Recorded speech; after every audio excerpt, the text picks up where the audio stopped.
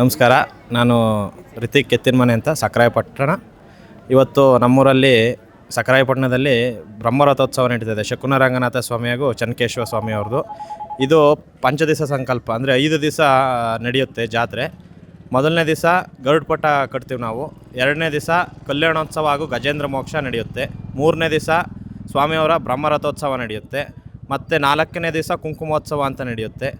ಅದಾದ ನಂತರ ಕೊನೆ ದಿವಸ 5ನೇ ದಿವಸ ಓಕ್ಲಿ ಉತ್ಸವ ಅಂತ ನಡೆಯುತ್ತೆ. ಆಮೇಲೆ ಸಂಜೆ ಪೂರ್ಣಾವತಿ ಗರುಡಪಟ ಅವರೋಹಣ ನಡೆಯುತ್ತೆ. ಇಷ್ಟು ಕಾರ್ಯಕ್ರಮಗಳು ಪಂಚದಿವಸ ಸಂಕಲ್ಪ ಅಂತೇಳಿ 5 ದಿವಸ ವಿಜೃಂಭಣೆಯಿಂದ ಮಾಡ್ತೀವಿ.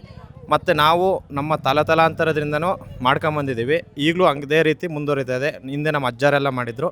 ಈಗ ನಾವುಗಳು ನಮ್ಮ ಅಣ್ಣ ಇಡೀ ನಮ್ಮ ಫ್ಯಾಮಿಲಿ ಎಲ್ಲ ಸೇರ್ಕೊಂಡು ಮಾಡ್ತಾಯಿದ್ವಿ. ಆಮೇಲೆ ನಮ್ಮ ಸ್ವಯಂ ಸೇವಕರು ಕೇಶವರಂಗ ಸ್ವಯಂ ಸೇವಕರು ಅಂತ ಇದೆ. ಅವರು 2018ರಿಂದ ಸತತವಾಗಿ 5 ಹುಡುಗರಿದ್ದರು. ಆಮೇಲೆ 12 ಜನ ಹುಡುಗರಾದರು. ಅದರಿಂದ ಇವತ್ತು 40-48 ಜನ ಹುಡುಗರ ತನಕ ಬಂದಿದ್ದೀವಿ. ಅವ್ರು ಇರೋ ತನಕ ನಮಗೆ ತುಂಬ ಚೆನ್ನಾಗಿ ನಡೀತಾ ಇದೆ. ಹಿಂಗೆ ಮುಂದೆನೂ ನಡ್ಕೊಂಡು ಹೋಗಲಿ ಅಂತೇಳಿ ನಾವು ಆಶಿಸ್ತೀವಿ. ನಮ್ಮ ಸಕ್ರಾಯಪಟ್ಟಣ ಗ್ರಾಮಕ್ಕೆ ಎಲ್ಲರೂ ಬಂದು ಶ್ರೀ ಶಕುನ ರಂಗನಾಥ ಸ್ವಾಮಿ ಹಾಗೂ ಚನ್ನಕೇಶವ ಸ್ವಾಮಿ ಅವರ ಆಶೀರ್ವಾದ ಪಡ್ಕೊಬೇಕಾಗಿ ಕೇಳ್ಕೊತೀವಿ. ಶಕುನ ರಂಗನಾಥ ಸ್ವಾಮಿ ಜಾತ್ರಾ ಮಹೋತ್ಸವ ಅಂದರೆ ಜನವರಿಲಿ ನಡೆಯುತ್ತೆ. ಸಂಕ್ರಾಂತಿಯಾಗಿ 2ನೇ ದಿವಸಕ್ಕೆ ರಂಗನಾಥ ಸ್ವಾಮಿ ಅವ್ರದ್ದು ರಥೋತ್ಸವ ನಡೆಯುತ್ತೆ. ರಂಗನಾಥ ಸ್ವಾಮಿ ಕದ್ದು ಸಕ್ರಾಯಪಟ್ಟಣಕ್ಕೆ ಬಂದರು ಮಧ್ಯರಾತ್ರಿ ಅನ್ನೋ ಒಂದು ಉದ್ದೇಶಕ್ಕೆ ಅವಾಗಲೂ 5 ದಿವಸ ನಡೆಯುತ್ತೆ.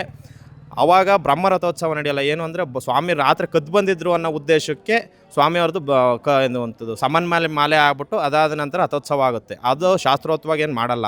ಅದು ಆಗಿ ಚೈತ್ರ ಮಾಸಕ್ಕೆ ಈಗ ಪಂಚದಿವಸ ಸಂಕಲ್ಪ ಅಂತೇಳಿ ಬ್ರಹ್ಮರಥೋತ್ಸವನ ಶಾಸ್ತ್ರೋಕ್ತವಾಗಿ ಇದು ಊರವರೆಲ್ಲ ಸೇರಿ ಮಾಡ್ತೀವಿ.